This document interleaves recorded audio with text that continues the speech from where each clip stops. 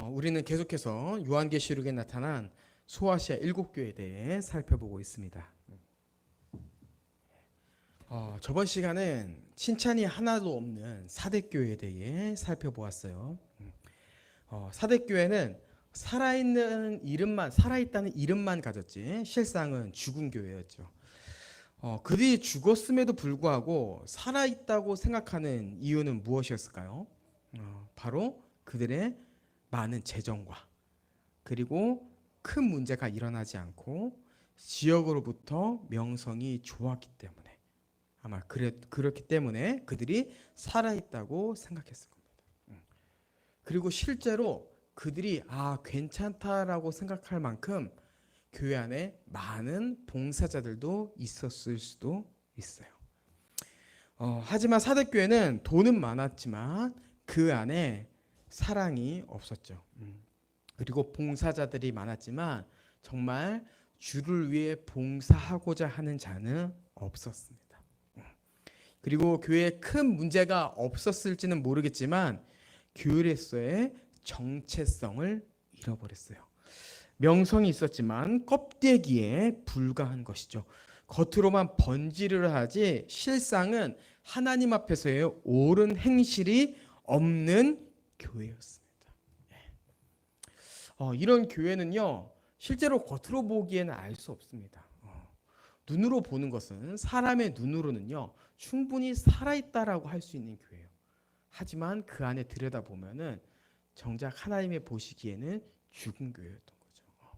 우리는 이러한 교회가 되지 않기 위해서 항상 말씀으로 깨어 있어야 되며 오히려 문제가 없을 때 안일함에 빠지기보다는 더욱더 예수 그리스도를 바라봐야 된다라는 것으로 저번 주 함께 사대교회 말씀을 나누었습니다. 오늘은 상황적으로는 사대교회와는 반대되는 교회를 좀 살펴보고자 해요. 그 교회가 바로 7교회 중에 6번째인 빌라델비아 교회입니다. 빌라델비아 교회에 대한 평가를 한번 살펴보면요, 8절에 이렇게 되어 있습니다. 내가 내 행위를 아노니 내가 작은 능력을 가지고서도 내 말을 지키며 내 이름을 배반하지 아니하였도다, 이렇게 되어 있어요. 여러분, 빌라델비아 교회는요, 작은 능력을 가진 교회였습니다.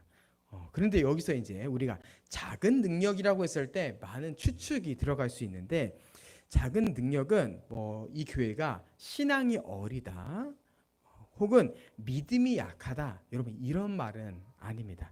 여기서 말하는 작은 능력이라고 하는 건 뭐냐면요, 교회가 내적으로나 외적으로 열악한 환경 가운데 있었다라는 것을 의미해요. 신앙생활을 하기에는 너무 어려운 환경 가운데 있었다, 교회가 무능력하다라고 하는 것을 여기서는 작은 능력이다라고 하는 겁니다. 그러면 내적으로 외적으로 열악한 환경은 무엇이 있을 수 있을까요? 내적으로는요, 성도의 수가 아마 적었을 겁니다. 그리고 성도의 수가 적다는 것은요, 그만큼 봉사자들도 적었다는 것을 의미할 거예요. 그리고 또 교회 안에 내적으로 어려움은요, 돈이 많이 없었을 것 같아요. 사대교회는 돈이 많았지만 빌라델비아 교회는 그렇게 돈이 많은 교회는 아니었던 거죠. 외적으로는 또 어떤 어려움이 있을까요? 바로 핍박이 있었을 겁니다. 특별히 오늘 본문에 보면은 자칭 유대인, 거짓말하던 자들이라고 하는 이 혈통적 유대인이 나옵니다. 이 빌라델비아 지역에는요, 혈통적 유대인들이 굉장히 많았었는데 그들과 대립이 있었던 것 같아요. 정확하게 얘기하면 아마 그들의 일방적인 박해가 있었을 겁니다. 그리고 외부적인 박해와 조롱뿐만 아니라 주변의 환경이 좋지 않았던 것이 바로 빌라델비아 지역이었어요. 저번 주에 그 사대교회를 다루면서요, 우리가 그 지역의 특징을 살펴봤을 때 그들은 안일함으로 인하여서 전쟁에 2번 패배하여 굉장히 좋은 요새임에도 불구하고 2번이나 함락되었다, 이런 얘기를 했었는데요. 이 사대교회가 2번 함락된 것과 함께 역사적으로 중요한 또 하나의 사건이 있습니다. 그것이 바로 무엇이냐면은 BC 17년에 이 아나톨리아 지역, 이 소아시아 지역에 큰 대지진이 일어났어요. 그때 피해를 입었던 것이 바로 4대 교회예요. 4대 교회. 근데 이 4대 교회와 함께 큰 피해를 입은 지역이 있었는데 바로 4대 지역 옆에 있었던 빌라델비아 지역이 바로 이 지진으로 해서 큰 피해를 입었습니다. 근데 이 빌라델비아 지역은요, 이 BC 17년의 대지진뿐만 아니라 그 이후에 일어난 작은 지진으로 인해서 계속해서 피해가 이어졌어요. 그 피해가 어느 정도였냐면요, 역사적인 기록으로 뭐라고 설명하고 있냐면은 집마다 금이 안 간 집이 없었다 이렇게 얘기하고 있는 거예요. 그러니까 지진이 하도 일어나니까 땅이 계속 균열이 일어나고 집은 어떻게 돼요? 벽과 벽 사이에 균열이 일어나는 거죠. 계속 이런 피해가 있었다는 것은 무엇을 의미해요? 이 지역의 모든 이 집중되는 행정은요, 다 복구 작업에 집중되어 있었다는 것을 의미해요. 그리고 복구를 했다는 것은 또 무엇을 의미할까요? 이 복구로 인하여서 지역에 발전이 없었다. 그리고 발전이 없으면 지역에 돈이 없겠죠. 돈이 없는 것뿐만 아닙니다. 제가 외적으로 주변 환경이 좋지 않다라고 얘기했는데 이 지진으로 인한 불안감으로 그 주민들은 계속해서 살아야 됐어요. 지진이 일어나면 집 밖에 나가야 됐었고 다시 넓은 평지에 가지고 이 지진이 그치기를 대기해야 되는 그 불안감 가운데 살아가야 됐던 게 바로 빌라델비아 지역 사람들이었습니다. 이 지역이 너무 열악했기 때문에요. 당시에 로마에서는요, 이 로마에게 바칠 세금을 5년이나 감면해 줬다 그래요.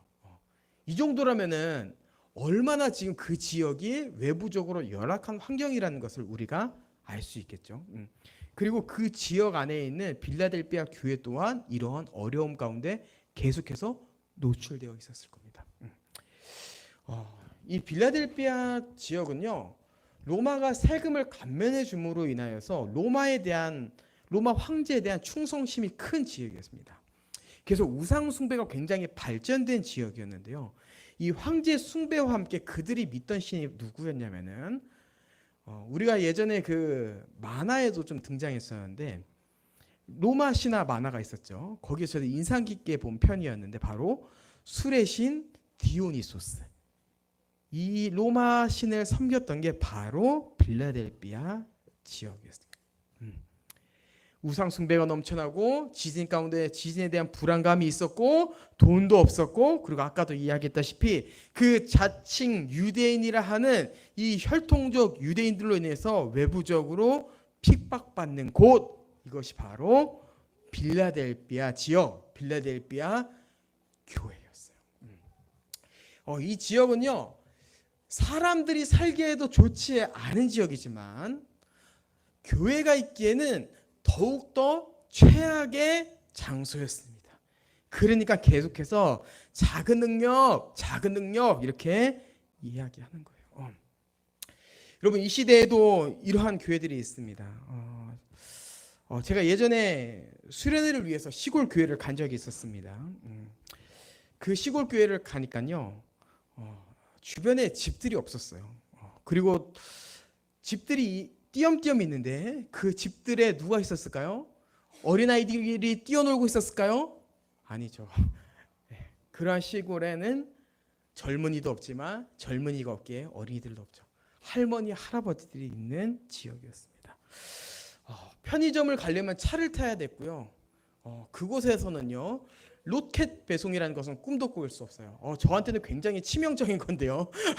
로켓 배송이라는 글씨가 써여 있지만 정작 배송하기를 누르면은 2, 3일 뒤에 배송이 됩니다라고 안내 문구가 뜨는 지역이었습니다.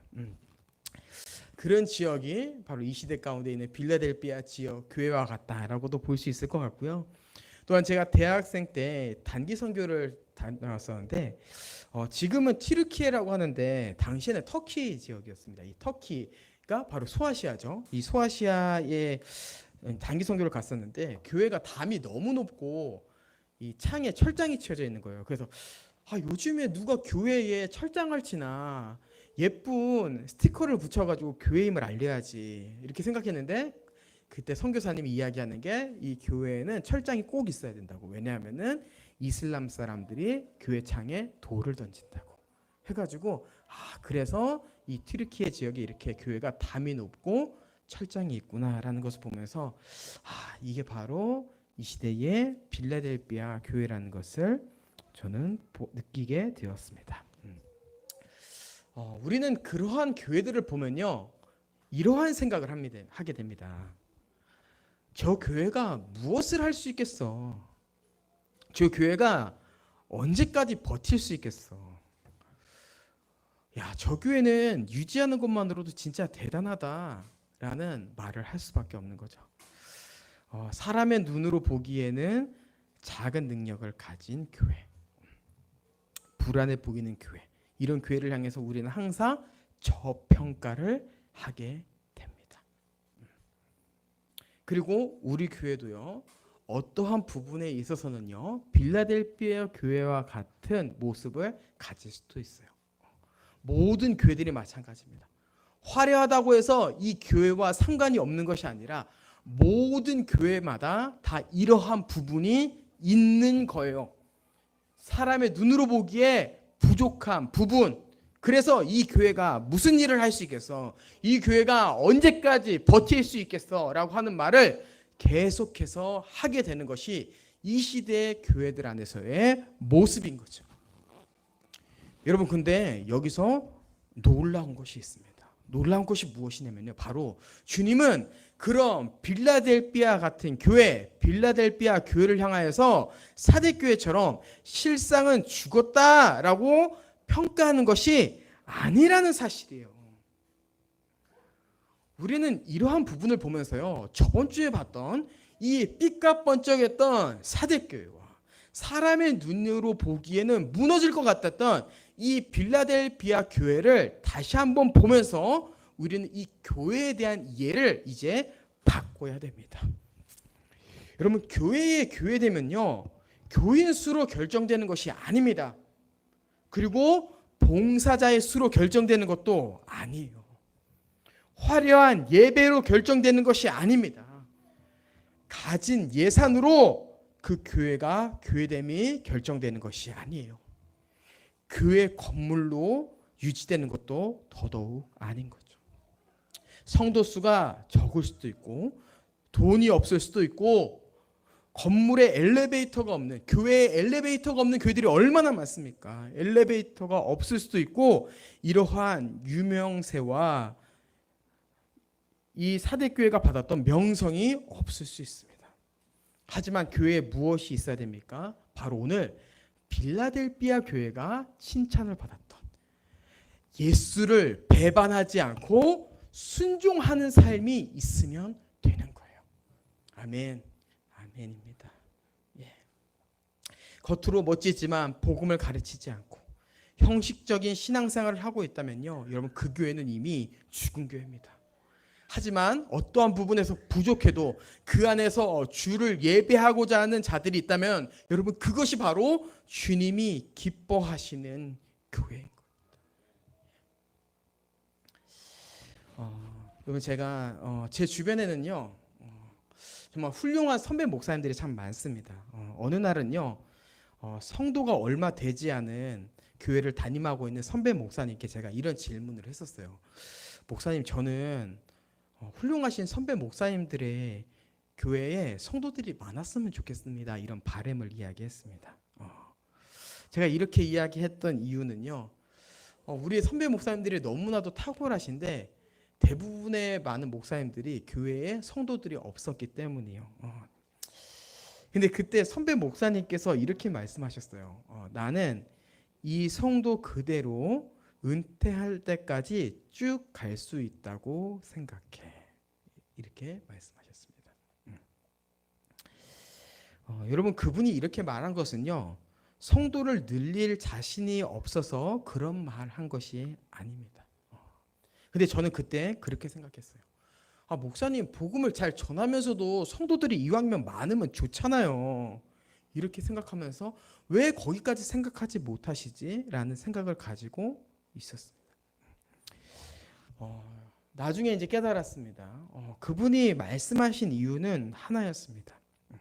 나의 관심사는 교회 외적인 부분, 성도의 수가 아니라 바로 복음으로 교회를 잘 지키는 것. 이것이 바로 나의 최대의 관심사야라는 의도에서 이야기한 거죠.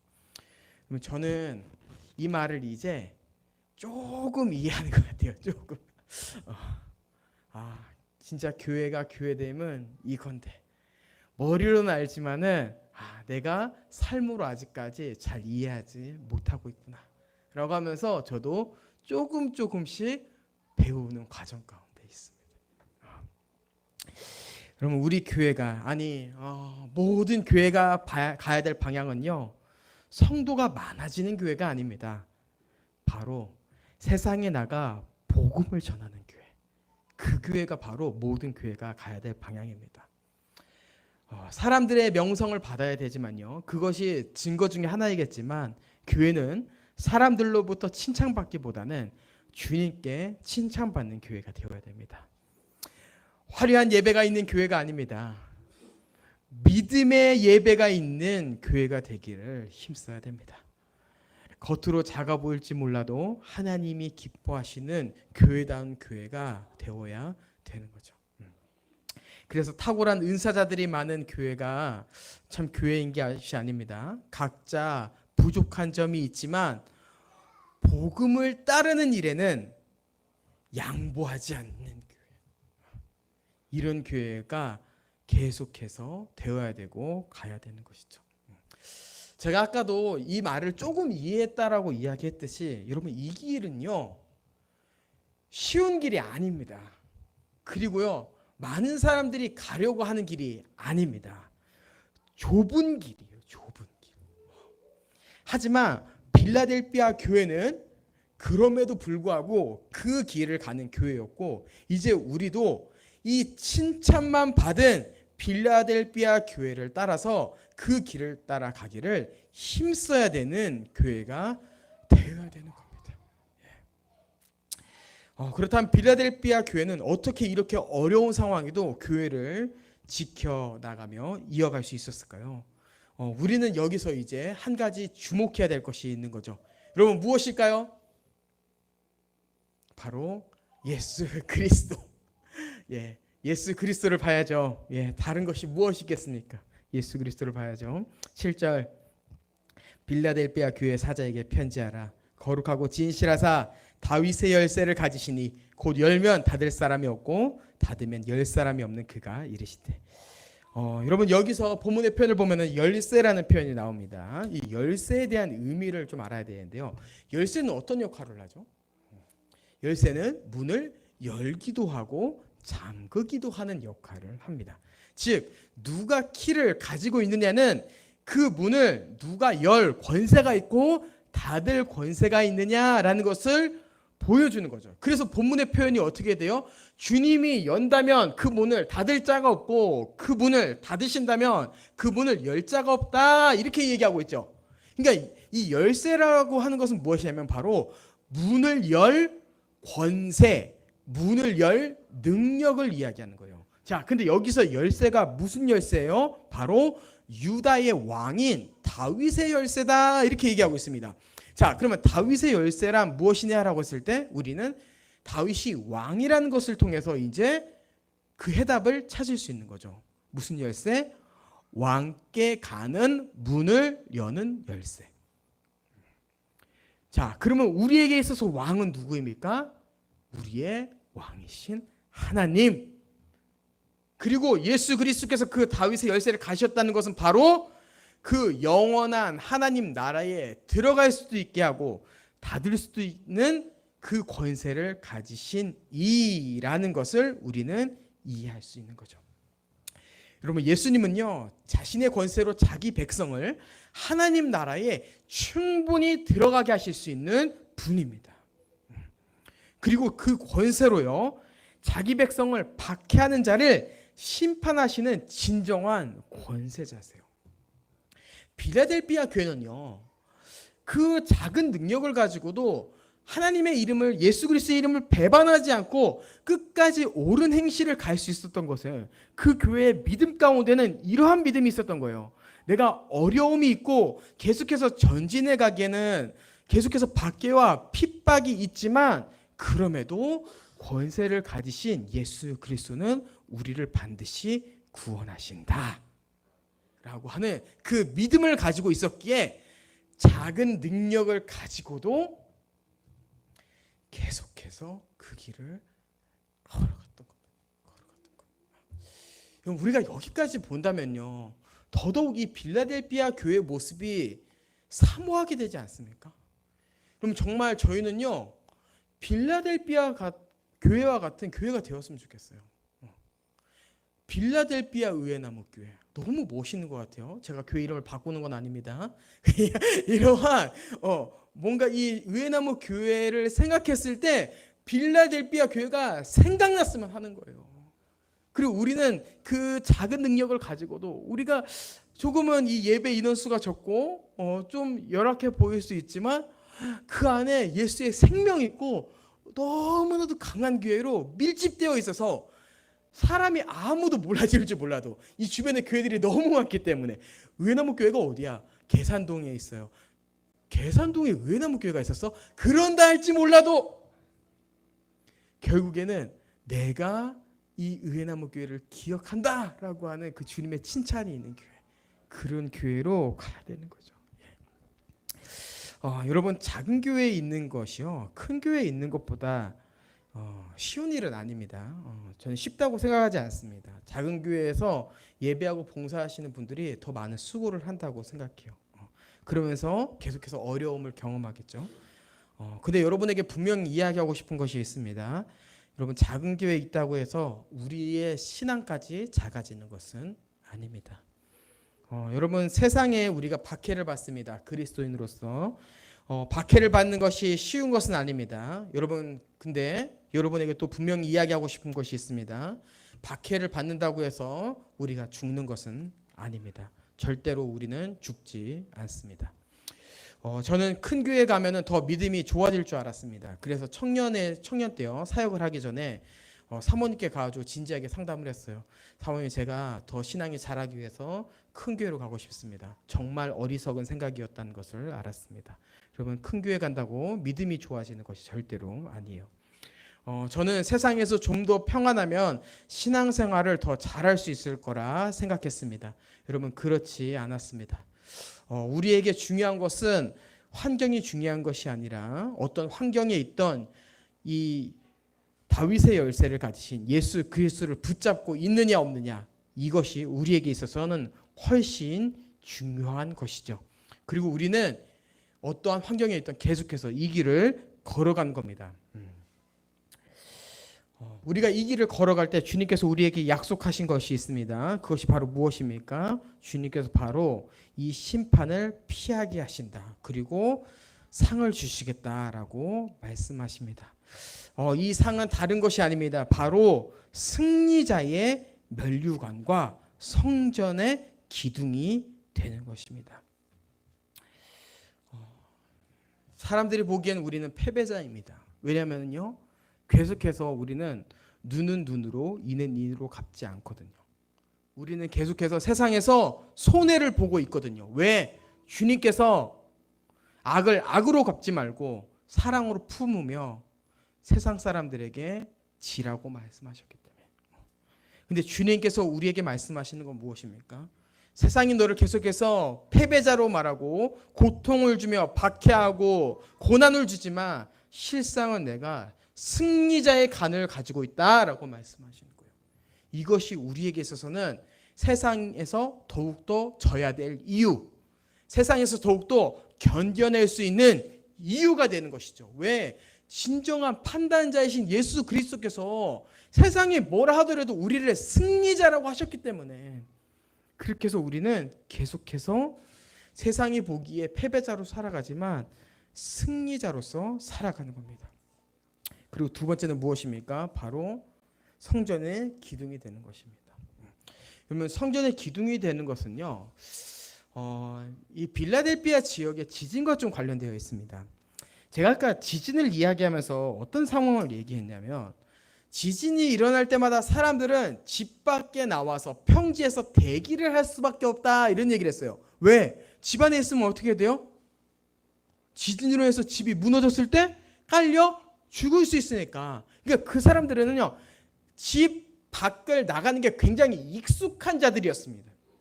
근데 오늘 본문의 표현에 뭐라 되어 있냐면은 성전의 기둥이 된다라고도 이야기하지만 또 다른 표현에는 너가 더 이상 나가지 않게 된다 이렇게 얘기하는 거예요. 이것은 하나님의 성전에 나가지 않게 된다라는 의미와 함께 너희가 일상의 삶 가운데 그 어려움이 이제 끝나게 될 것이다라는 엄청난 의미를 가지고 있는 거죠. 일상의 염려와 두려움 가운데서의 벗어남. 여러분, 우리에게는요, 이 세상의 핍박으로 인한 일상의 어려움과 염려는요, 자연스러운 겁니다. 자연스러운 거. 이상하게 생각하면 안 돼요. 제가 이제 이번 주에도 좀 이렇게 되게 속이 상한 일이 있었는데, 어떤 사람을 이렇게 도와주려고 이렇게 차량 안내를 하고 있었는데, 저는 그 사람을 도와주려고 했는데 그 사람이 갑자기 창문을 열더니 차가 한 3억쯤 되더라고요. 경차라도 됐으면 뭔가 이렇게 부리부리 이렇게 아니죠. 벤클리인가요? 한 3억 되는 차를 이제 외제차를 타고 온 사람인데 갑자기 저한테 삿대질을 하더니 뭐 하는 거야? 소리를 지르는 거예요. 제가 거기서 너무 속이 상해가지고 내가 왜 이런 소리를 들어야 되나 하면서 마음이 상했어요. 그러면서 이제 마음이 너무 진정이 안 됐었는데 시간이 지나면서 점점 이렇게 주님께서 은혜를 주시더라고요. 당연한 거야. 세상 사람들이 너를 보고 웃어줄 것 같아? 너와 반대되는 길의 사람들이 너에게 친절을 베푸는 게 당연한 것 같아?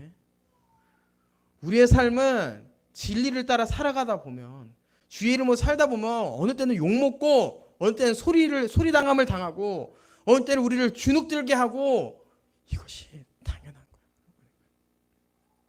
근데 주님께서 오늘 본문을 통해서 또 우리에게 위로를 주세요. 뭐라고 위로하십니까? 야, 그거 곧 끝나.